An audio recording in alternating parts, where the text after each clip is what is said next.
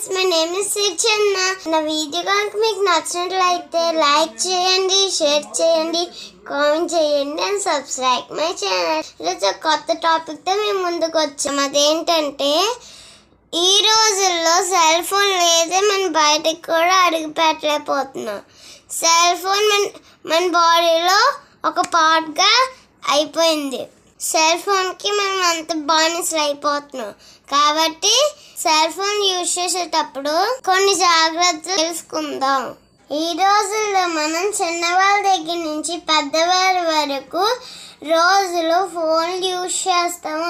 అవసరం లేకపోయినా phone use చేస్తాము.